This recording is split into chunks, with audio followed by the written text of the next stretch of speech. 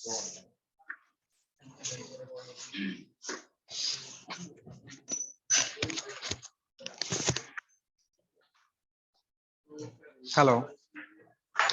आवाज आ रही है? हाँ सर।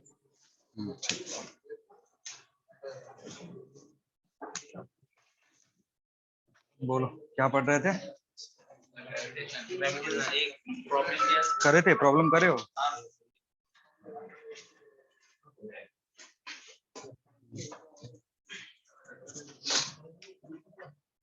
बातें नहीं करो। कुछ इस तरीके का था, इधर मास m, यहाँ भी मास m रखा हुआ, m और m। ये जो डिस्टेंस था कितना था, और ये डिस्टेंस b। पेयर बनाओगे, 4 पेयर बनेगा इस तरीके से, डायरेक्टली 4 पेयर दिख रहा है, और 2 पेयर क्या बनेंगे, कॉर्नर वाले। तो ये जो डिस्टेंस है इसकी वैल्यू कितनी होगी, √ओवर q निकालोगे तो इस पेयर के चलते क्या दिया हुआ, l और b, तो l कर लो तो इधर l हो जाएगा। तो इधर होगा gm² divided by l minus sign, इसके लिए कितना होगा, gm² बाई b। एक पेयर ये बना, एक पेयर ये, फिर इधर पेयर एक बन रहा है जिसकी पोटेंशियल एनर्जी इसके बराबर होगी, तो यहाँ 2 से मल्टीप्लाई कर दो, और सेम इसका और इसका पोटेंशियल एनर्जी क्या होगा, सेम होगा, तो 2 से मल्टीप्लाई कर दो। अब बचा ये वाला कॉर्नर वाला, कॉर्नर वाले के कितना हो जाएगा, -2gm² √over l² plus b²। लेकिन एक और पेयर, सिमिलर पेयर इधर भी है, तो इसमें भी क्या करोगे, 2 से मल्टीप्लाई कर दो। तो इस पूरे सिस्टम का पोटेंशियल एनर्जी जो होगा ये होगा। ठीक है, तो 4 तक अगर दे रहा है, 6 पेयर बनेंगे, आराम से कर सकते हो। अब दिक्कत क्या है, 4 से ज्यादा हो गया, 5 6 7 अगर 8 हो गया, ऐसे कुछ दे दिया, तो नंबर ऑफ जो पेयर्स बनेंगे वो कितने बनेंगे, फॉर्मूला बताता है n डिवाइडेड बाई 2, इससे बनता है। जो जैसे 6 दे दिया तो कितना होगा, 6 × 5 डिवाइडेड बाई 2 कितना हो जाएगा, 15 पेयर्स बनेंगे। अब सारे पेयर्स का अलग अलग से निकालोगे तो क्या करेगा, टाइम ज्यादा लगेगा।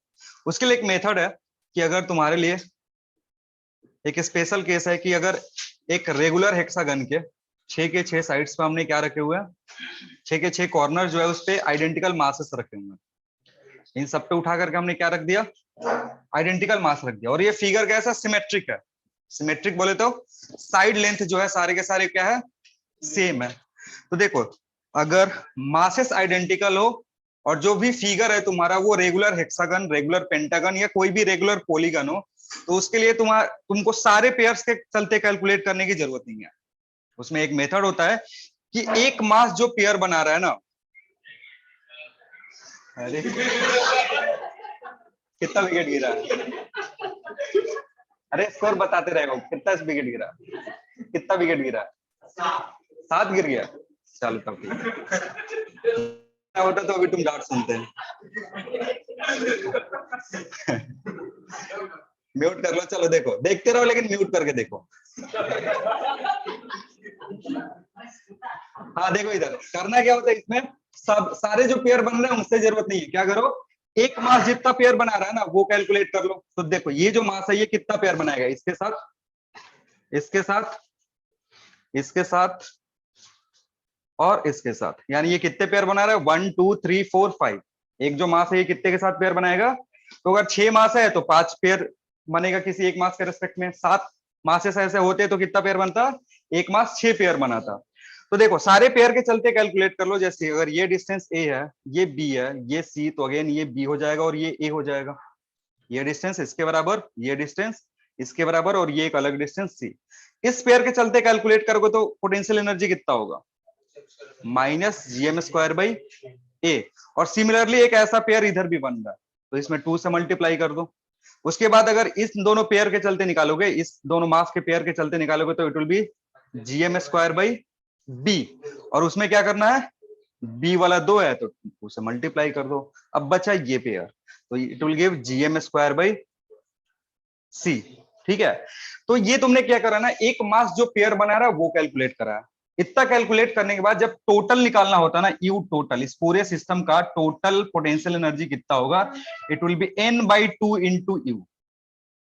क्या करेंगे, जस्ट n/2 से मल्टीप्लाई कर देंगे जो तुमने एक मास के चलते निकाला उसका। तो यहाँ n क्या है तुम्हारा 6 है, तो 6/2 मतलब 3, यानी 3 इंटू ये सारी values -2gm² by a -2gm² by b -gm² by c। ठीक है, समझ में आ रहा है क्या कर रहे हैं?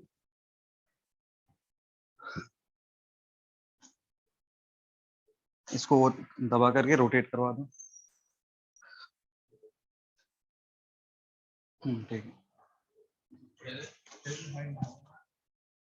अरे एक बार खींच दोगे वो रोटेट करने लगेगा।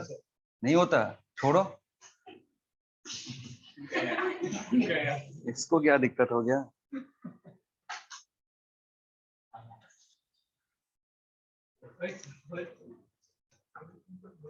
हो तो रहा है।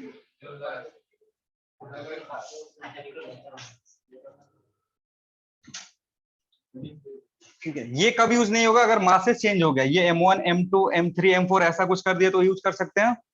नहीं कर सकते हैं। मासेस आइडेंटिकल होने चाहिए, साथ ही साथ जो भी फिगर है तुम्हारा वो कैसा होना चाहिए, रेगुलर होना चाहिए, सिमेट्रिक होना चाहिए, तभी कैलकुलेट कर पाएंगे, नहीं तो नहीं कैलकुलेट कर पाएंगे। हटा दे।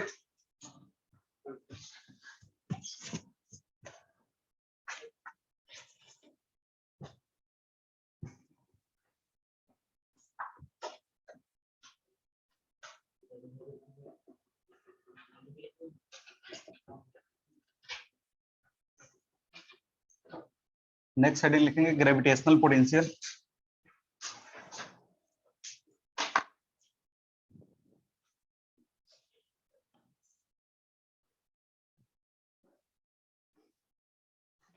लिखना ग्रेविटेशनल पोटेंशियल भी से रिप्रेजेंट करते हैं इसको। लिखना it is the work done, it is the work done, it is the work done by an external force, it is the work done by an external force in bringing, work done by an external force in bringing a unit mass, bringing a unit mass from infinity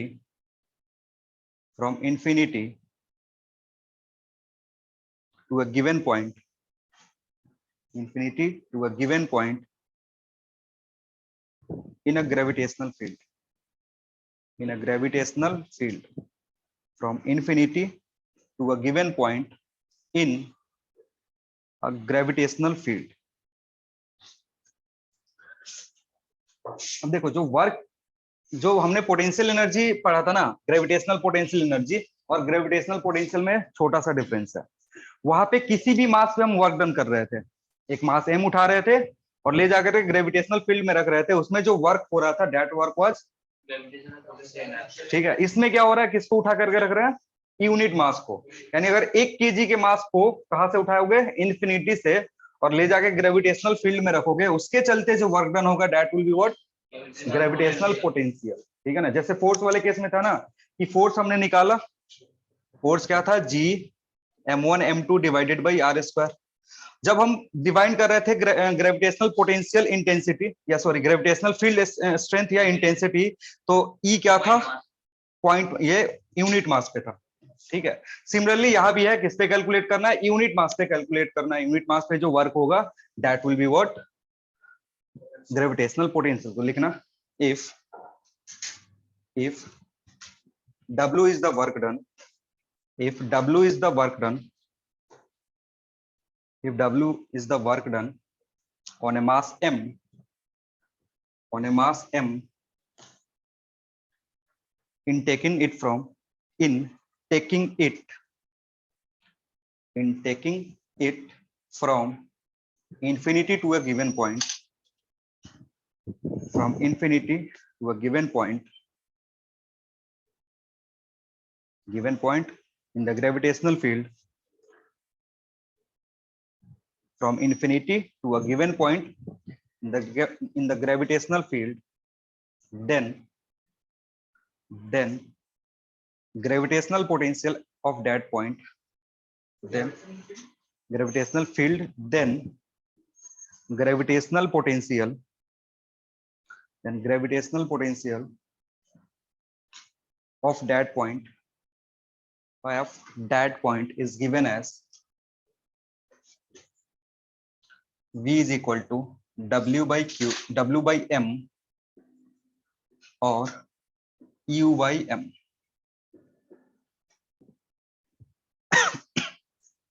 ठीक है, क्या हो रहा है कि ये तुम्हारा field है, ये जो रीजन है इसमें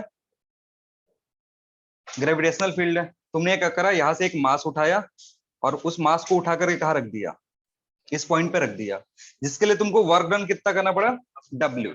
और ये जो W है वो किसके बराबर होता है, U के बराबर, ग्रेविटेशनल पोटेंशियल एनर्जी के बराबर। और अगर यही चीज यूनिट मास पे करते तो ये किस में कन्वर्ट हो जाता, V में कन्वर्ट हो जाता। तो क्या यूनिटरी मेथड से अगर मास M पे W वर्क कर रहे हो तो एक यूनिट मास पे कितना करना पड़ेगा, और इसको हम क्या बोलते हैं, V बोलते हैं। और इस W को किससे रिप्रेजेंट करते हैं, U से रिप्रेजेंट करते हैं। तो V जो होगा इट विल बी इधर W by M, या फिर इसको ऐसे भी बोल सकते हो V by M। क्लियर है। और ये कैसा क्वांटिटी होगा, वेक्टर होगा, स्केलर क्वांटिटी, क्योंकि वर्क डन जो है तुम्हारा वो स्केलर है, मास भी कैसा होता है, स्केलर है। यूनिट क्या होगा इसका,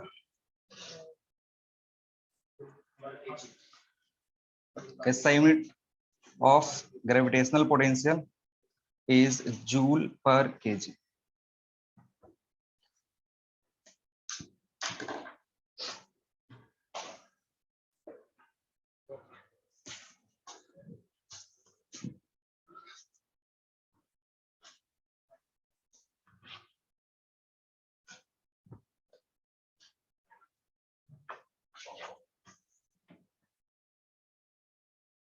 हो गया, चलो नेक्स्ट हेडिंग ले, हो गया ग्रेविटेशनल पोटेंशियल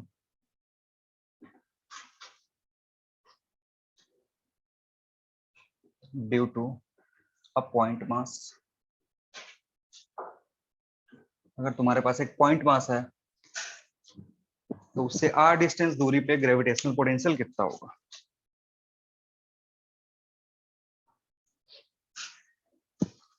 तो देखो, दो पॉइंट मास सिस्टम का हमने पढ़ा था कि अगर एक मास m है और एक छोटा मास इधर m रखा हुआ है, स्मॉल m रखा हुआ है, तो इन दोनों के बीच में डिस्टेंस r, u की वैल्यू कितनी होती थी,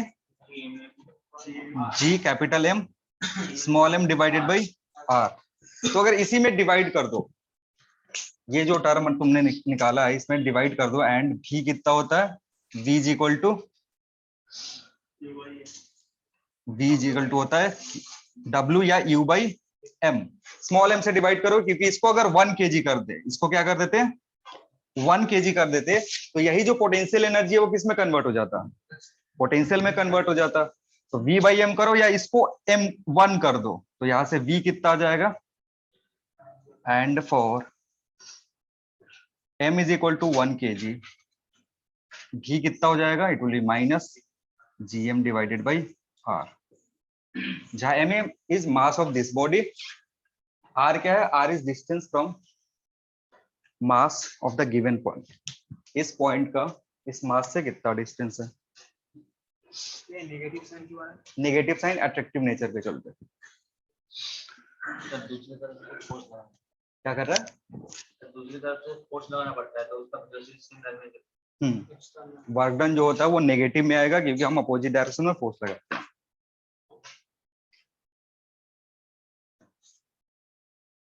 यही सेम चीजें हम पढ़ेंगे कहाँ पे, एग्जैक्ट सारी चीजें सेम टू सेम चलेंगी। इलेक्ट्रोस्टैट में G किससे रिप्लेस हो जाएगा, G रिप्लेस होता है K से, G K से होगा।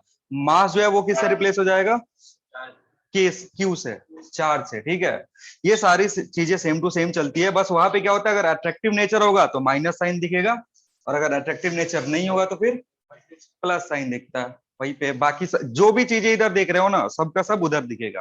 ग्रेविटेशनल पोटेंशियल एनर्जी चेंज हो जाएगा इलेक्ट्रोस्टैटिक पोटेंशियल एनर्जी में, ग्रेविटेशनल पोटेंशियल चेंज हो जाएगा इलेक्ट्रोस्टैटिक पोटेंशियल में, ग्रेविटेशनल फोर्स चेंज हो जाता है इलेक्ट्रोस्टैटिक फोर्स में, फिर ग्रेविटेशनल फील्ड स्ट्रेंथ चेंज हो जाता है किसमें, इलेक्ट्रिक फील्ड में।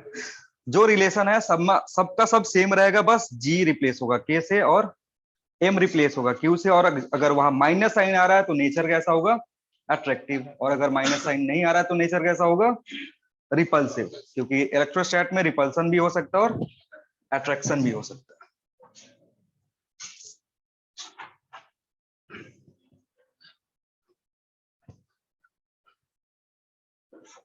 लिखना एक problem, point masses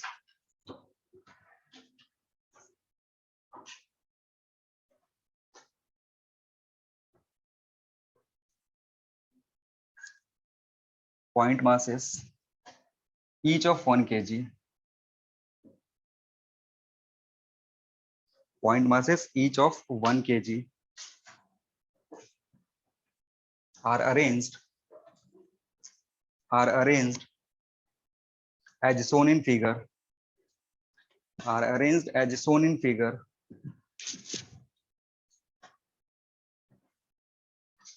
up to infinite, as shown in figure up to infinite.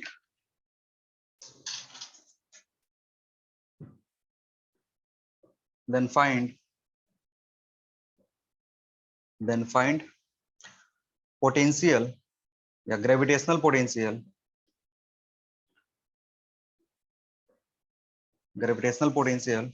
due to these masses,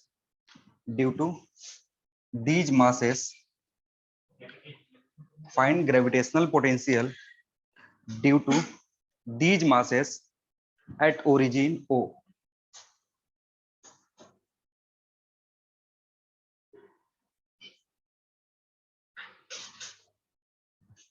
इधर भी बहुत सारे अरेंज करके रखे हुए हैं, कहां तक, अप टू इंफिनिटी तक।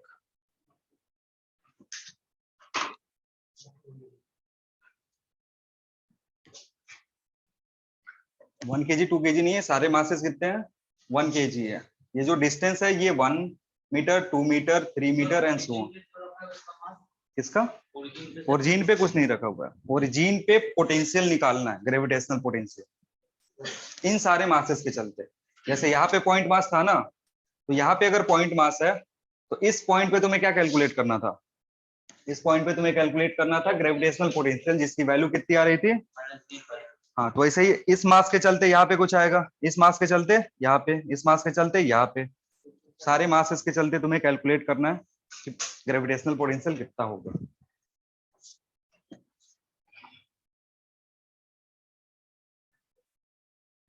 मास तो होना पड़ेगा, नहीं, ग्रेविटेशनल पोटेंशियल के जिस पॉइंट पे निकाल ले उस पॉइंट पे मास होना जरूरी नहीं है, जिसके चलते निकाल ले बस वो वाली मास चाहिए। तो तुम्हें किसके किसके चलते निकालना है, इसके चलते। फॉर्मूला में देख लो ना, अगर ये फॉर्मूला लिख रहे हो तो जिस पॉइंट पे निकाल रहे हो उस पॉइंट का मास यूज हो रहा है या जिसके चलते निकाल रहे हो वो यूज हो रहा है। इस पॉइंट का चलते निकल रहा है तो वही तो निकल रहा है। जिसका मास जिस इस पॉइंट पे तुम्हें निकालना है, किसके चलते है, एम के चलते, कैपिटल एम के चलते। तो तुम्हें इस मास की जरूरत पड़ रही है, नहीं पड़ रही है।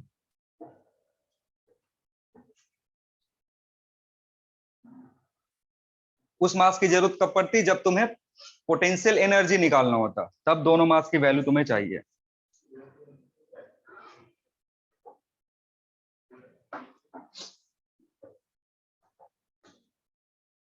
-2g के बराबर आ रहा है।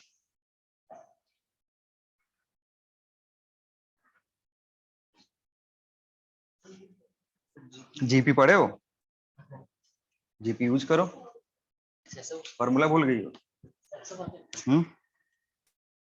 क्या लिखे हो, इसकी वैल्यू, इसकी कुछ सर्टेन वैल्यू होगी, वो कितना होगा, जीपी याद नहीं है क्या। जब जीपी में आर लेस देन कितना हो जाए, 1 हो जाए, ये जीपी है, पहले वो तो देख लो जीपी है कि नहीं, जीपी है ये, नहीं सर, जीपी नहीं है ना, तो फिर क्यों जीपी बोल रहे हो, ये जीपी है। नहीं है जीपी, सॉल्व नहीं कर सकते हो इसको, ये उतना ही पे रहेगा, उसको सॉल्व नहीं कर सकते हो। हाँ हाँ उतना ही वैसे आंसर रख दो।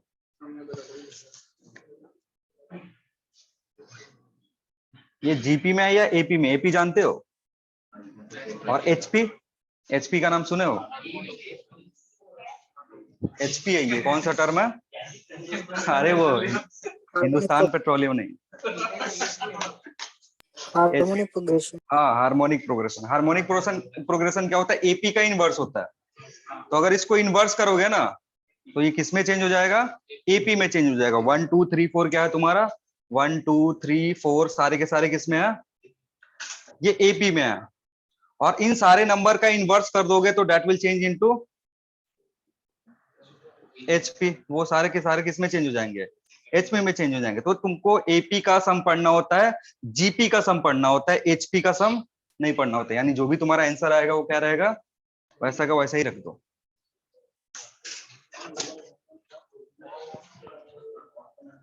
चलो नेक्स्ट लिखना, gravitational potential due to ring. Gravitational potential due to ring. Gravitational potential due to ring.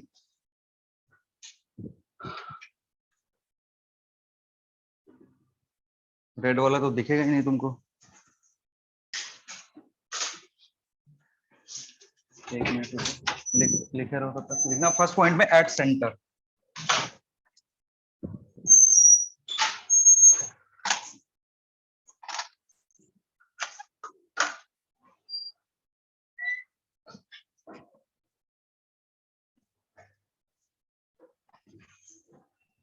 इंगे कहाँ रख दिया प्रकाश था?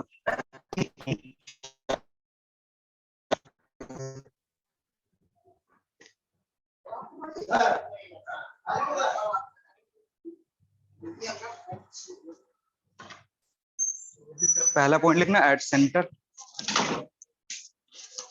क्या लिखे हो? Gravitational potential due to ring. पहला point at the centre of ring. जैसे ये तुम्हारा रिंग है, अगर इसका रेडियस आर है, मास एम है, तो इसके सेंटर पे जो ग्रेविटेशनल पोटेंशियल होगा it will be G M by capital R, जहां M mass of the ring और आर क्या है? Radius of the ring. M mass है और आर रेडियस है। इसको प्रूफ करने का क्या टेक्निक है? ऐसे छोटे छोटे बहुत सारे मासेस काटोगे।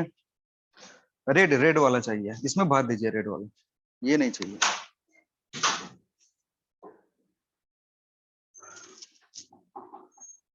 ठीक है, इसमें बहुत सारे छोटे छोटे मासेस काटेंगे, सारे मासेस का डिस्टेंस कितना है? आर के बराबर होगा। फिर इंटीग्रेट करोगे तो ये सारी चीजें बाहर चले जाएंगे इंटीग्रेशन से। इंटीग्रेशन के अंदर बचेगा बस डीएम, और डीएम का इंटीग्रेशन क्या हो जाएगा? एम हो जाएगा। काम खत्म। नेक्स्ट डी में लिख लो, ऑन द एक्सिस ऑफ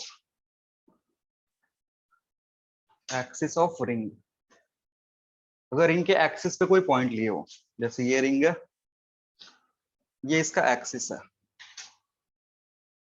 इधर एक पॉइंट लिया जो सेंटर से कितनी दूरी पे है? एक्स डिस्टेंस दूरी पे। इसका रेडियस आर, मास एम। हाँ बोलो, क्या बोलो? ग्रेविटेशनल फोर्स को एम से डिवाइड क्यों करेंगे? पोटेंशियल एनर्जी को डिवाइड करते हैं एम से, तब आता है।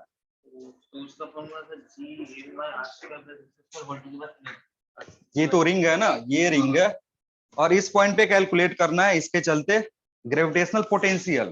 ठीक, अब दो तरीके से कर सकते हो, या तो यहाँ पे एक मास रख लो 1 kg का। नहीं, वो तो तुम्हारा उसका रिजल्ट हो गया, वो ई का रिजल्ट हो गया। ई नहीं चाहिए, क्या चाहिए? भी चाहिए तुम्हें। अब भी जो होता है,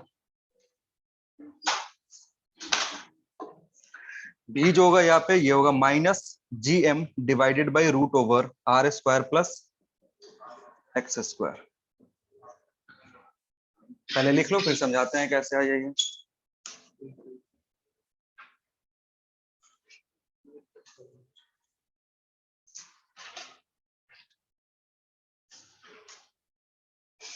देखो क्या होगा, जैसे मान लो एक छोटा सा एलिमेंट यहाँ काटते हो, इसका मास कितना होगा dm, इस एलिमेंट का यहाँ से डिस्टेंस कितना होगा,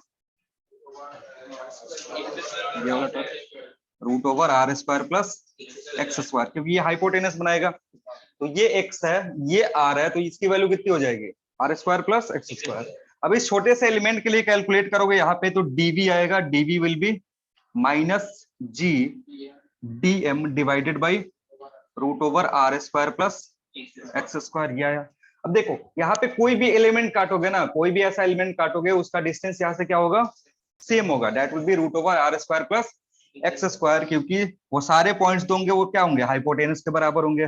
दो ट्राइंगल बनेगा, बहुत दो ट्राइंगल, तीन ट्राइंगल, चार ट्राइंगल, ऐसे करते जाओगे, हाइपोटेनस इसी के बराबर होगा। तो अगर इसको इंटीग्रेट करोगे ना अगेन, तो बाहर आ जाएगा ये चुपचाप, root over r square plus x square, integration के अंदर क्या बचा, और डीएम इवेंचुअली किस में कन्वर्ट हो जाएगा, टोटल एम में। तो ये तुम्हारा क्या है, ये है एक्सिस पे अगर तुमको ग्रेविटेशनल पोटेंशियल चाहिए तो, और एक्सिस पे ग्रेविटेशनल पोटेंशियल मिल गया तो उसके हेल्प से तुम क्या कैलकुलेट कर सकते हो।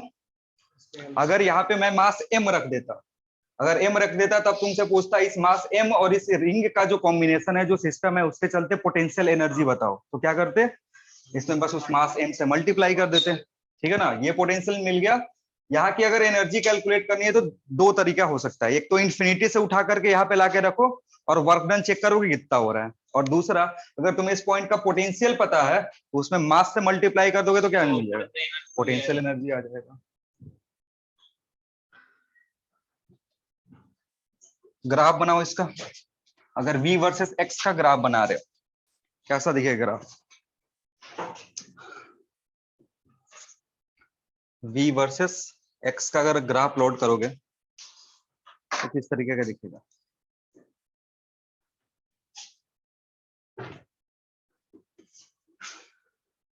कितना स्कोर हुआ, विकेट गिरा, नहीं गिरा मैंने, गिराओ यार जल्दी, गिर गया था सर, सब गिर गया, 8 हो गया, 8 हो गया ना। हाँ सर। चलो बढ़िया, तुमको समझ में आ रहा है कुछ कुछ, हाँ सच में, हाँ ठीक, बोलो ग्राफ कैसा होगा। ये क्या है, x is equal to r, x is equal to r का क्या मतलब है,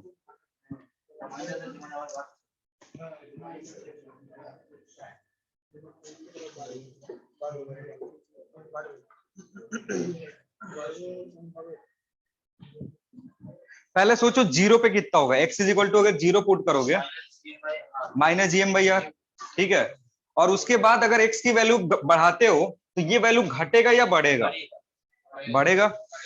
मान लो अगर मैं बस मैग्नीट्यूड को बस प्लॉट करो, माइनस को छोड़ जाओ, अगर माइनस प्लॉट करेंगे तो नीचे हो जाएगा, मैं क्या कर रहा हूँ बस मैग्नीट्यूड को अगर प्लॉट कर रहा हूँ तो ग्राफ कहां से शुरू होगा, यहां से शुरू होगा, क्योंकि जीरो जब पुट कर रहे हो ना तो इसकी वैल्यू जीरो नहीं है, क्या है, जीएम बाई आर के बराबर है, माइनस साइन पुट करो किधर चला जाएगा, ग्राफ नीचे चला जाएगा। तो अभी मैं बस मैग्नीट्यूड की बात कर रहा हूं। उसके बाद अगर एक्स ग्रेजुअली बढ़ा रहे हो, इसमें एक्स बढ़ाओगे तो ये नीचे वाला टर्म बढ़ेगा, और अगर नीचे वाला टर्म बढ़ेगा तो ये टर्म पूरा क्या होगा, घटेगा, यानी ये घटने लगेगा ऐसे, और घटते घटते कहाँ पे टच करेगा, इन्फिनिटी पे, जीरो पे टच करेगा। कभी कभी बुक में देखोगे ना कि यही ग्राफ कैसे दिया हुआ है, इस तरीके से दिया हुआ है। ऐसा क्यों दिया, क्योंकि इसने v को ऊपर पॉजिटिव मान लिया और नीचे नेगेटिव मान लिया, और नेगेटिव मान के तब इसने ग्राफ प्लॉट किया। तो ये दोनों ग्राफ जो है ना ये सेम ही है, बस यहाँ पे मैंने बस मैग्नीट्यूड का ग्राफ प्लॉट करा, और ये मैग्नीट्यूड विथ जो भी तुम्हारा मैग्नीट्यूड है और साथ ही साथ जो साइन है उसको लेकर के प्लॉट करा।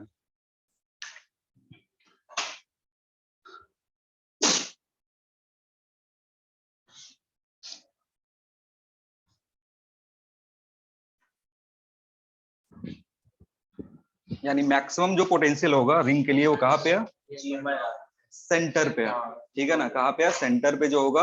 बाकी सेंटर के उस साइड जाओ या सेंटर के इस साइड जाओ, क्या होगा, घटेगा। एक सवाल लिखना, a particle of mass m, a particle of mass m, a particle of mass m, a particle of mass m is released from a point, or released is released from a point on the axis on the axis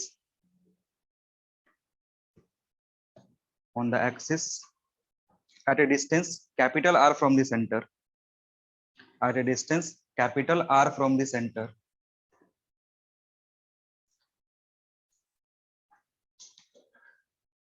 If mass of the ring is capital M, if mass of the ring is capital M, if mass of the ring is capital M and radius is capital R, and radius is capital R, then find, क्या बता, And if mass of the ring is mass of the ring is capital M and radius of the ring is कितना बोले capital R, then find speed of the particle, then find speed of the particle when it reaches, speed of the particle when it reaches, speed of the particle when it reaches the center of ring, reaches the center of ring. अगर centre पे पहुंचेगा तो फिर उसका speed कितना हो जाएगा. Diagram draw कर दे रहा हूं. डायग्राम कुछ इस तरीके से, ये एक रिंग है तुम्हारा जिसका मास m है, रेडियस r है. यहां से r डिस्टेंस दूरी पे, रेडियस जितना है उतना ही डिस्टेंस दूरी पे एक क्या रखा हुआ है, पॉइंट मास रखा हुआ है. पॉइंट मास को पहले होल्ड करके रखा हुआ था, अब इसको रिलीज करेंगे. तो रिलीज करेंगे तो फोर्सेस कैसे हैं, अट्रैक्टिव नेचर का. और रिंग के नीचे ये जब फिगर बनाना तो रिंग के नीचे लिख देना ये फिक्स्ड है. रिंग का मोशन नहीं करवा रहे हैं, रिंग को फिक्स रख रहे हैं. इसको जैसे रिलीज करोगे क्या होगा, अट्रैक्टिव नेचर के चलते ही क्या होगा, इधर की तरफ मूव करेगा. और इधर की तरफ मूव करेगा, इस पॉइंट पे पहुंचेगा तो उसका कुछ ना कुछ स्पीड होगा. वही स्पीड तुम्हें क्या करना है, कैलकुलेट करना है. सोचो कैसे कर सकते हैं. एनर्जी कंजर्वेशन, हाँ एनर्जी कंजर्वेशन लगे √2 GM/,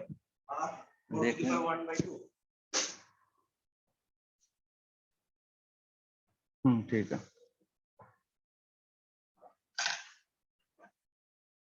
सेंटर पे कितना, सेंटर वाला नहीं लिखे हो क्या, गलत है ये. अभी फिर से चेक करो, डायग्राम ड्रॉ करो.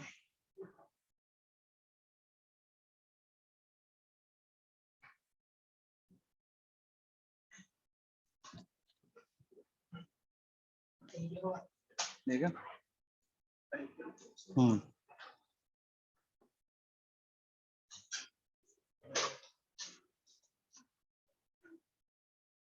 चलो समझते हैं क्या हो रहा है. देखो जैसे इसको छोड़ोगे तो जो फोर्सेस लगेगा वो फोर्सेस कैसा हो जाएगा, इंटरनल फोर्स हो जाएगा. यानी इसके और इसके बीच में जो म्यूचुअल इंटरेक्शन हो रहा है वही फोर्स लग रहा है. यहाँ पे एफ एक्सटर्नल कितना हो गया, 0. जो भी एक्सटर्नल फोर्स है वो कितना हो गया, 0. इसका जो मोशन हो रहा है, इस पार्टिकल का जो मोशन हो रहा है वो कौन से फोर्स के चलते हो रहा है, ये जो फोर्स इस पे लगा रहा है उसके चलते. और वो चूंकि अगर इसको एक साथ सिस्टम ले लोगे तो वो इंटरनल फोर्स हो जाएगा. और इंटरनल फोर्स एक दूसरे को क्या कर देते हैं, कैंसिल आउट. यानी एक्सटर्नल फोर्स जो इस सिस्टम पे कितना है, 0 है.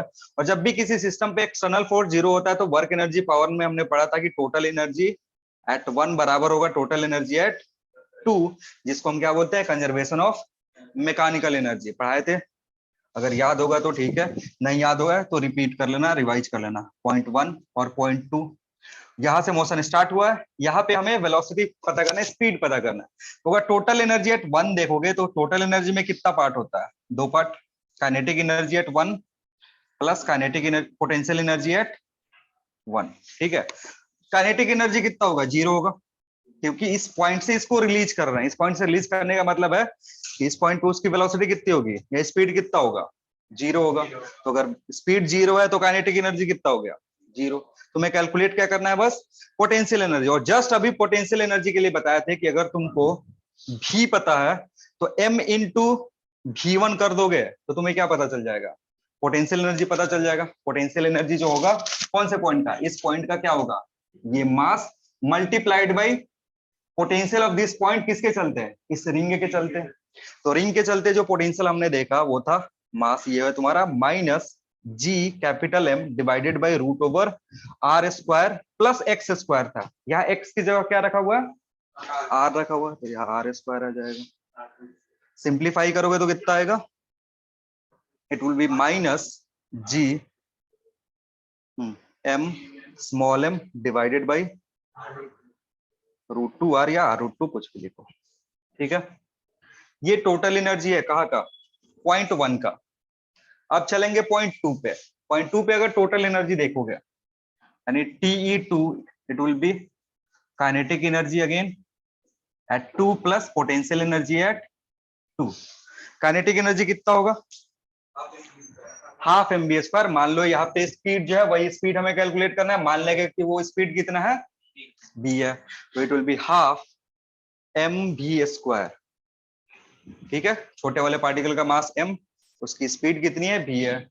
अब बात करते हैं पोटेंशियल एनर्जी का। पोटेंशियल एनर्जी होगा again it will B m into V2, mass into V2 के बराबर होगा, क्योंकि यहाँ पे जो पोटेंशियल है इस रिंग के चलते कितना होगा, माइनस GM बाई आर।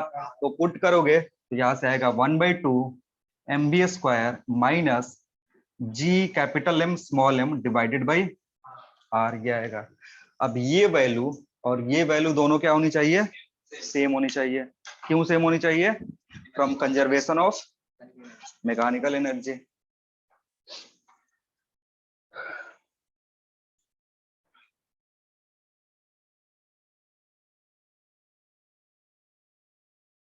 तो फाइनल आंसर जो तुम्हारा होगा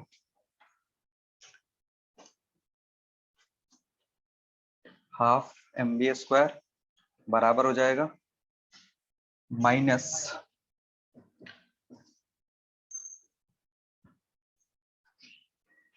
ये GMM divided by r minus GM small m divided by root two r. देखो मास जो है स्मॉल m जो है वो कैंसिल आउट हो जाएगा, हर जगह से क्या हो गया, ये कैंसिल आउट हो गया। बचेगा क्या, v स्क्वायर जो होगा it will B 2, GM common कर सकते हो और r कॉमन कर सकते हो। ये वाले टर्म से क्या क्या कॉमन कर सकते हो, GM कॉमन कर लो, r कॉमन कर लो, तो इट विल बी 1 माइनस 1/√2। और ये v स्क्वायर है, इसको इधर से उठा करके इधर रूट लगा दो, ये तुम्हारा वेलोसिटी हो जाएगा।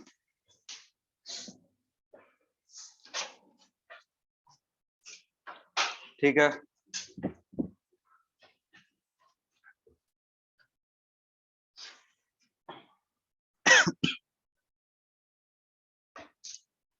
हटा दे इसको।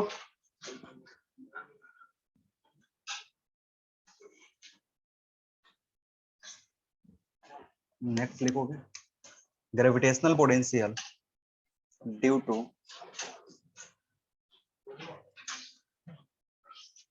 सॉलिड स्फीयर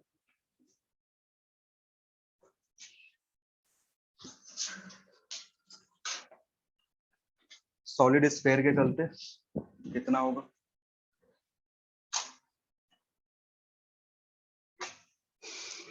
अगेन यहाँ पे हमें कौन कितने पॉइंट चाहिए, 3 पॉइंट चाहिए। ये में अगर देखोगे तो एट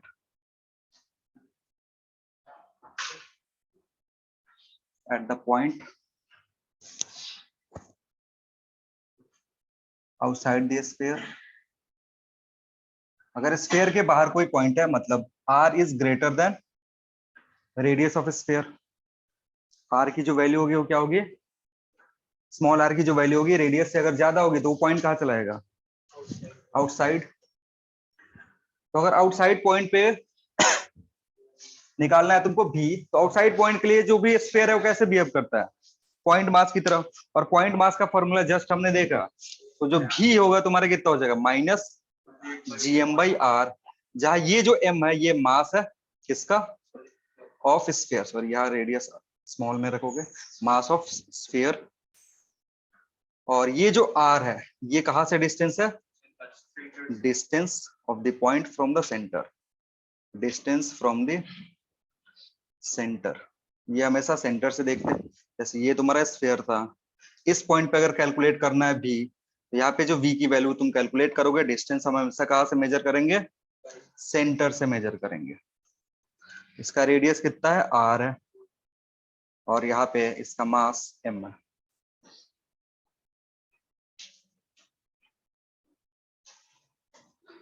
तो आउटसाइड पॉइंट के लिए ज्यादा दिक्कत होता नहीं है, आउटसाइड पॉइंट के लिए क्या हो जाएगा, ये वाला रिलेशन यूज करोगे आराम से हो जाएगा।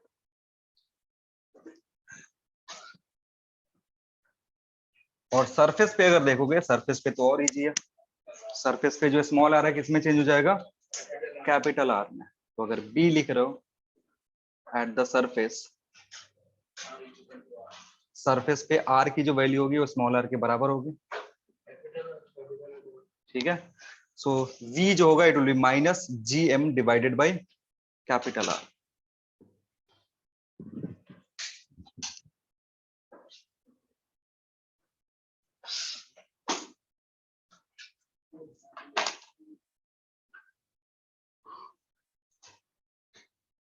हो गया।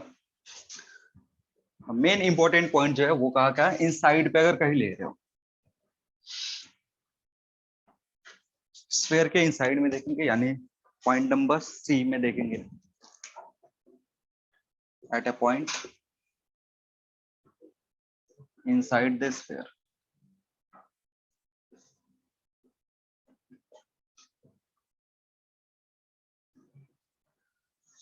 इनसाइड द स्फीयर मतलब जो आर है it is less than capital are, यानी इधर कोई पॉइंट ले रहे हो जिसका डिस्टेंस सेंटर से कितना है, आर है, ये कैपिटल आर है, इसका मास कितना है, एम। बी की वैल्यू बताओ कितना होगा, पता है किसी को, माइनस क्या बोल रहे हो G M by capital r कर दे,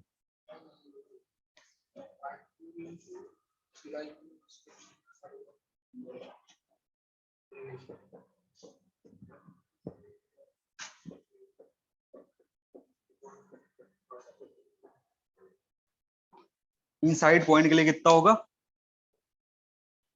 इनसाइड पॉइंट पे अगर कैलकुलेट करना है तो फिर ये तुम्हारा फॉर्मूला है।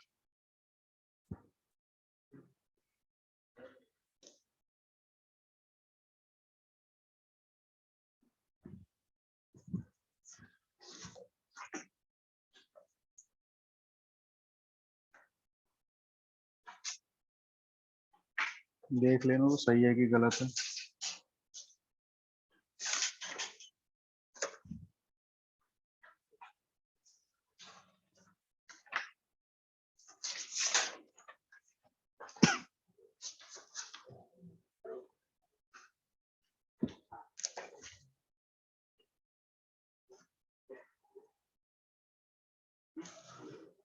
सही लग रहा है, लग रहा है मेरे कॉपी में लिखा भी नहीं है, देख लेंगे।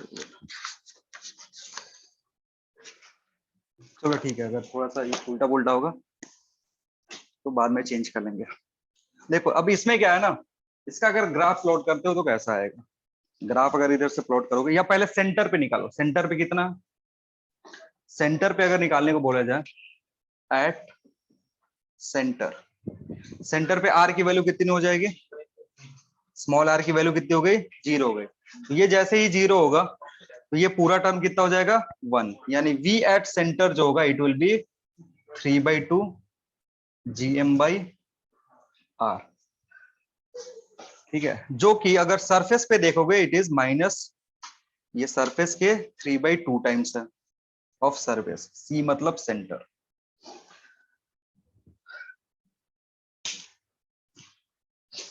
सेंटर पे जो भी तुम्हारा ग्रेविटेशनल पोटेंशियल है वो सरफेस से कितना टाइम ज्यादा है, 3/2 टाइम्स ज्यादा है। ये पूछता है कभी कभी what is the ratio of potential at the centre and surface, तो कितना लिखोगे, 3/2 लिखोगे।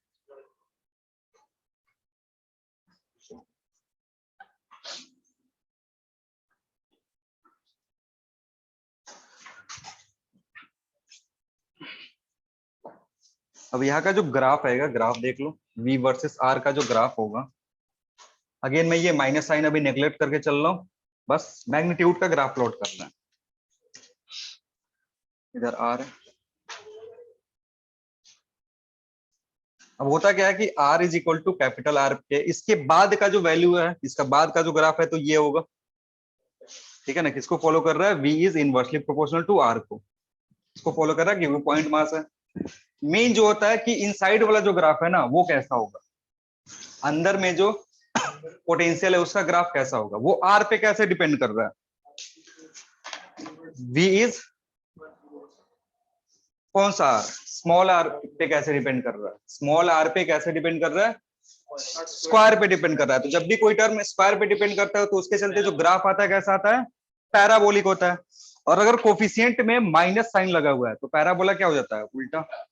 ठीक है, मतलब यहां से जो ग्राफ आएगा ना वो कैसा होगा, पैराबोला होगा, क्योंकि v का रिलेशन r के साथ कैसा है, v का रिलेशन r के साथ स्क्वायर वाला है, और साथ ही साथ r का जो कोफिशिएंट है वो क्या है, माइनस में है। माइनस का मतलब पैराबोला क्या हो जाएगा, अगर प्लस होता तो पैराबोला ऊपर खुलता, माइनस होने के चलते पैराबोला किधर खुला, नीचे खुला। लेकिन अगर r की वैल्यू 0 रख रहे हो ना तो ये टर्म 0 नहीं है, कितना है, ऊपर है, तो ये ग्राफ कहां शिफ्ट होगा, ऊपर की तरफ शिफ्ट होगा। मतलब इधर से शुरू करेंगे ग्राफ, इधर कहीं से, क्योंकि r इज इक्वल टू 0 पे जो वैल्यू है वो कितने के बराबर है, ये है। वहां से पैराबोला नीचे की तरफ खुलना चाहिए, ये पैराबोला, यानी जो भी तुम्हारा ग्राफ आएगा यहां से यहां तक कैसा ग्राफ है, पैराबोलिक। और इधर जो ग्राफ है वो कैसा है, हाइपरबोलिक। तो इसमें दो नेचर का ग्राफ होता है। ये जो ग्राफ, इसकी जो वैल्यू है वो कितनी है, 3/2 VS, और इसकी जो वैल्यू है वो कितनी है, VS के बराबर है। और VS कितना होता है, GM/R। ठीक है, या माइनस में भी रख सकते हो, अभी जस्ट मैग्नीट्यूड की बात कर रहे हैं, बस GM लिखो। अगेन ऑप्शन जो होगा तुम्हारा, अगर वो नेगेटिव साइन कंसीडर करेगा तो ये सारा का सारा ग्राफ किधर चला जाएगा, नीचे चला जाएगा।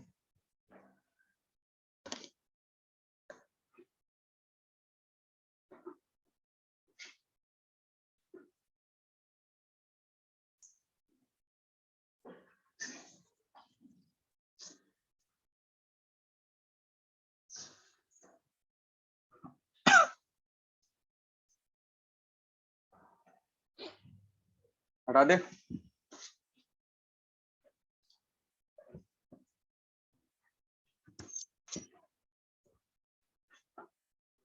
एसी ऑन करना थोड़ी देर के लिए।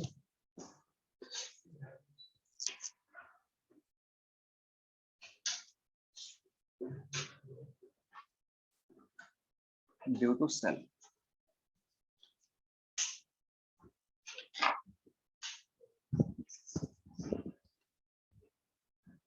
आउट हो गया ओला, नहीं सर, एक बचा है ऊपर। ना सर, हाँ, क्या दिखा रहे हो, कितना ओवर बचा हुआ है, 5 ओवर, हाँ? 5 ओवर। अरे हो जाएगा आउट, नहीं होगा। अरे इंडियन बॉलर को तुम क्या समझ रहे हो, पहले ही सरेंडर कर दे रही है। हाँ लिखो, नेक्स्ट हेडिंग लिखो, gravitational potential due to shell. Shell के चलते अगर देखना है, अगेन हमें कितने पॉइंट चाहिए, 3 पॉइंट। सबसे पहला आउटसाइड पॉइंट पे, at a point outside the sphere, या द सेल लिख दो सीधे। ठीक है, अब देखो इसमें क्या होगा, अगेन ये कैसे बिहेव करेगा, पॉइंट मास जैसा। कोई भी आउटसाइड पॉइंट होता है उसके लिए सेल हो स्फीयर हो उससे फर्क नहीं पड़ता है, कैसा बिहेव करेगा, पॉइंट मास। और पॉइंट मास के लिए तुमको भी पता है, यहाँ पे आर की जो वैल्यू है that is greater than small R, sorry greater than capital R. So we जो होगा इट विल बी माइनस GM/स्मॉल आर। बी देख तो, बी जो होगा कहाँ पे, एट सरफेस। सरफेस पे जो V होगा इसमें ये क्या चेंज हो जाएगा, तो GM/R। अब बात करते हैं पॉइंट सी का। इधर जो है पॉइंट सी एट, बता रहे एट अ पॉइंट इनसाइड। अब सेम होगा तो क्यों सेम होगा, सेम है मान लिया मैंने, सेम तो है ठीक है, लेकिन सेम क्यों है, देखो एक रिलेशन होता है, अभी रिलेशन बता, अंदर कोई मास नहीं है। चलो समझते हैं होता क्या है, कि एक रिलेशन है जो बताता है ई एंड भी का रिलेशन, ई एंड भी का रिलेशन बताया था एक टर्म जिसको बोलते हैं E equals to minus dv by dr। ठीक है, हमने पिछले वाले सेक्शन में, पिछले वाले क्लास में देखा था कि इनसाइड में E कितना होता है, 0 होता है। तो अगर E 0 हो गया तो V क्या हो गया, कांस्टेंट। मतलब अगर कहीं किसी पॉइंट पे ग्रेविटेशनल फील्ड कितना है, ग्रेविटेशनल फील्ड एक्सटेंस 0 है, तो उस स्पेस के अराउंड, उस स्पेस में क्या होगा, पोटेंशियल जो होगा हर जगह क्या होगा, कांस्टेंट होगा। और कितने के बराबर, सरफेस के, सरफेस पे जो भी पोटेंशियल है वही सारा पोटेंशियल कहाँ होगा, इन साइड में हर एक पॉइंट पे होगा कांस्टेंट। यानी अगर देखोगे सरफेस पे, लिख लो इसके नीचे, since inside a cell, since inside a cell gravitational field is zero, gravitational field is zero, inside a cell gravitational field is zero, potential will remain constant, potential will remain constant everywhere inside, will remain constant everywhere inside the cell, will remain constant, will remain constant everywhere inside the cell, and it will be equal to, and it will be equal to potential at the surface, and it will be equal to potential at the surface। और surface का potential कितना, that is V is equal to minus gm by capital R। ठीक है, तो inside में कहीं भी लो, ये सेल है तुम्हारा, इधर लो इधर लो इधर, किसी भी पॉइंट पे लोगे, मे बी स्मॉल आर की वैल्यू अलग अलग हो सकती है, लेकिन उससे फर्क नहीं पड़ेगा। उसको किससे फर्क पड़ना है, आर से फर्क पड़ना है।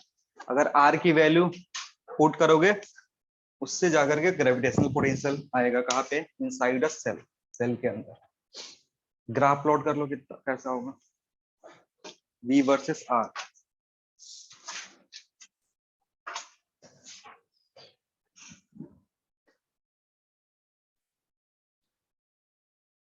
V वर्सेस आर प्लॉट करो, इक्वेशन से सोच के प्लॉट करो, कैसा होगा, वैसा होगा। सेंटर पे बताओ कितना होगा, समझ गया।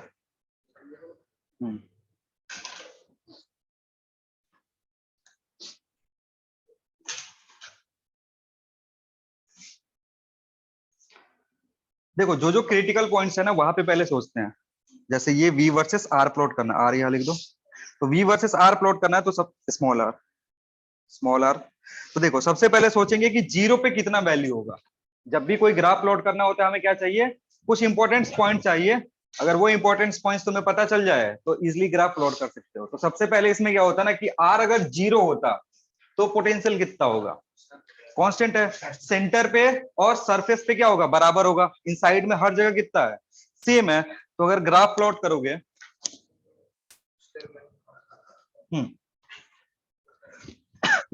V वर्सेस आर अगर प्लॉट कर रहे हो, तो देखो सेंटर, मतलब सेंटर में जाओगे तो आर की वैल्यू कितनी हो जाएगी, 0। तो क्या आर 0 पे वैल्यू 0 है, नहीं है, कितने के बराबर है, यानी ये। अब उसके बाद ये कांस्टेंट रह रहा है, कब तक, ये चेंज हो ही नहीं रहा है, कब तक, जब तक तुम अंदर हो, स्फीयर के अंदर हो, तब तक ये चेंज ही नहीं होगा। उसके बाद जैसे ही तुम सरफेस पे पहुंच जाओगे, मतलब R is equal to capital R, जैसे ही पहुंचोगे उसके बाद क्या हो जाएगा, पॉइंट मास को फॉलो करने लगेगा, हाइपरबोलिक। यहाँ पे जो वैल्यू है कितनी होगी, gm बाई आर। अगेन मैं मैग्नीट्यूड खाली लिख रहा हूं, अगर माइनस साइन होता तो ये किधर चले जाता, नीचे चला जाता।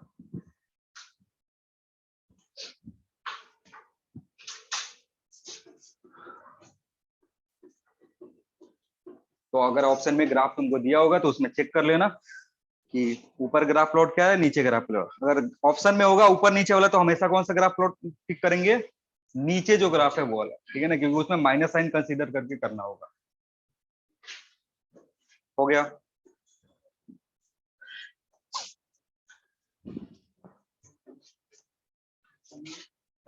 नेक्स्ट लिखेंगे, next heading, variation in acceleration due to gravity, variation in acceleration due to gravity. Gravity के बारे में थोड़ा सा बताए थे कि जी होता क्या है, समझाए थे ना जब इलेक्ट्रिक फील्ड सॉरी ये ग्रेविटेशनल फील्ड स्ट्रेंथ पढ़ा रहे थे, तो उसमें स्मॉल जी के बारे में थोड़ा थोड़ा बता चुके हैं, फॉर्मूला क्या होगा उस वो सारे डिस्कस कर चुके हैं। अब उसमें वेरिएशन किस किस तरीके से होगा या कौन कौन से फैक्टर पे जी की वैल्यू डिपेंड करेगी वो देखेंगे। जी की वैल्यू सरफेस पे कितनी थी, सरफेस पे होता है 9.8, ठीक। हेडिंग क्या बोले, variation in acceleration due to gravity, variation इन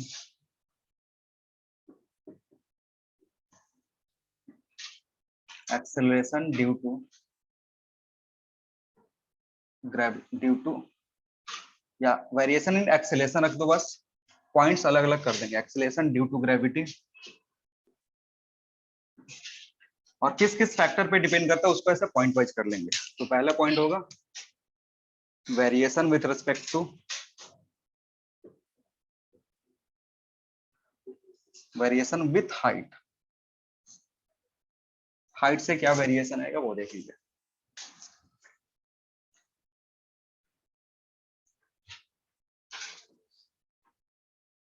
तुम वेरिएशन का स्पेलिंग कुछ ज्यादा खतरनाक नहीं लिखते हो, VARIANTIO, ऑक्सफोर्ड वाले पगला जाएंगे।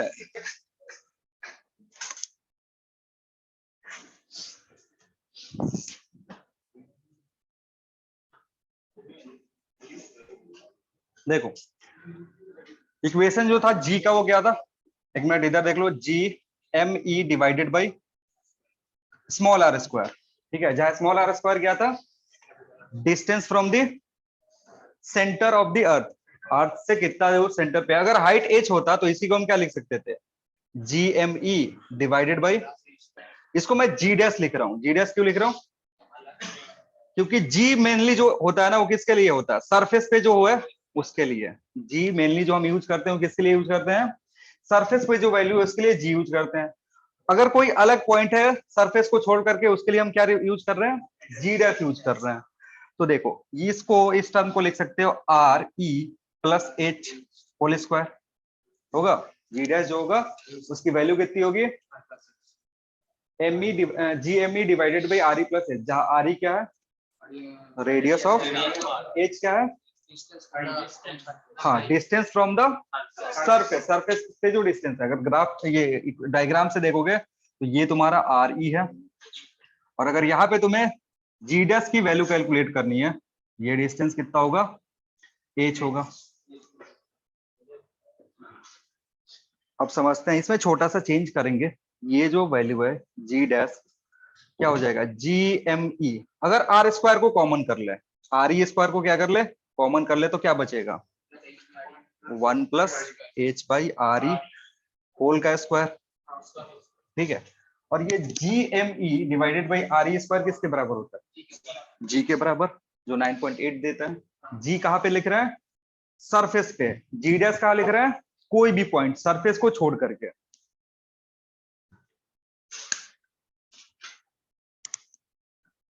यानी इसको थोड़ा सा मॉडिफाई करके ऐसे लिख सकते हो, G डैश जो होगा it will be G divided by 1 plus H by RE whole square. और ये जो G है ये कहाँ का वैल्यू है, सरफेस, ठीक है।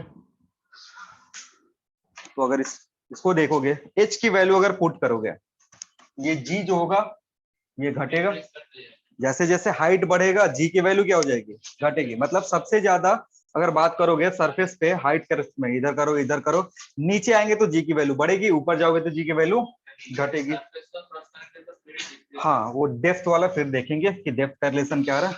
अब यहाँ पे थोड़ा सा समझ लो कि अगर H छोटा है, ये जो फॉर्मूला ये हमेशा यूज करेंगे, ये क्या होता है, इसको हमेशा यूज कर सकते हो, कोई अजम्पशन की जरूरत नहीं है, क्योंकि ये जो तुम्हारा फॉर्मूला है ना ये बेसिक से चल के आया हुआ है।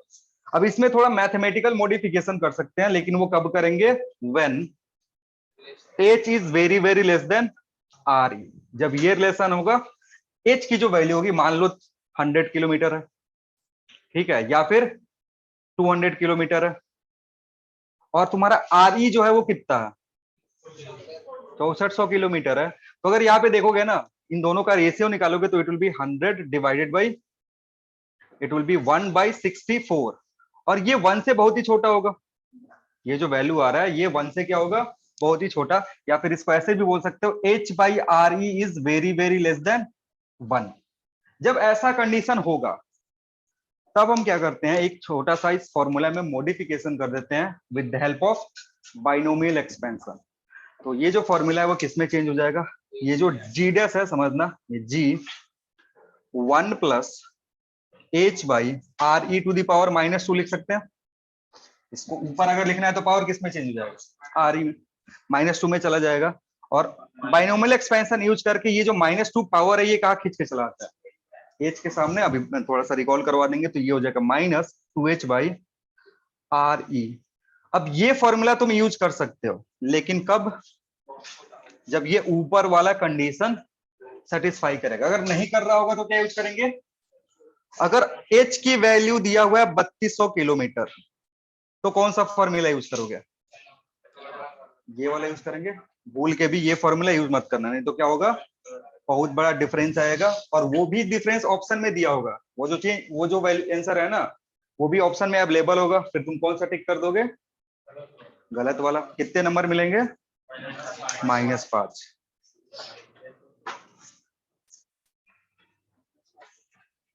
समझ में आ रही है बात।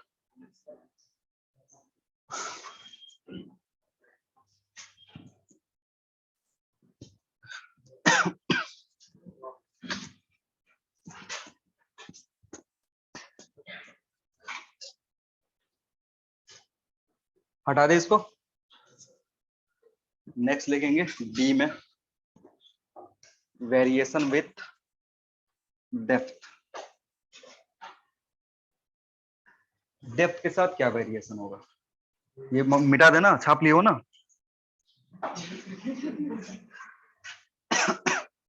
रख दीजिए।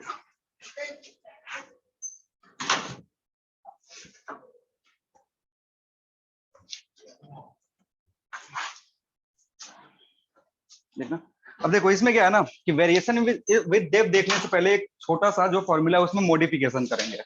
फॉर्मूला में मॉडिफिकेशन क्या है कि हम जो भी फॉर्मूला जी का लिख रहे हैं ना उसको लिखने की कोशिश करेंगे इन टर्म्स ऑफ रो। रो क्या है तुम्हारा, average density of earth. Average density क्यों लेते हैं, क्योंकि अर्थ जो है ना ये नॉन यूनिफॉर्म डेंसिटी का होता है। इधर डेंसिटी, इधर डेंसिटी, इधर अलग अलग पॉइंट पे डेंसिटी क्या होगा, अलग अलग होगा। तो उन सारे के लिए जब भी वेरिएशन आता है, जब भी कोई वेरिएबल फैक्टर होता है, वेरिएबल फिजिकल क्वांटिटी होता है, तो हम हर पॉइंट की नहीं बताते, हमें किसकी जरूरत होती है, एवरेज क्वांटिटी की। तो ये जब रो लिखा जाएगा फॉर अर्थ, ये क्या है तुम्हारा, एक्चुअली में रो एवरेज है, ठीक है ना। तो हम चाहते हैं कि रो एवरेज के टर्म में लिखे जी को। अब समझना फॉर्मूला क्या था तुम्हारा जी का, इट वाज जी डैश था जी एम डिवाइडेड बाई, हाँ पहले आर के टर्म में देख लेते हैं, आर स्क्वायर, जहां आर कहां से डिस्टेंस है, सेंटर से। इस मास को लिख सकते हो, this mass can be written in term of, हाँ रो के टर्म में लिखोगे तो it will be 4/3 pi R E cube into rho divided by R square.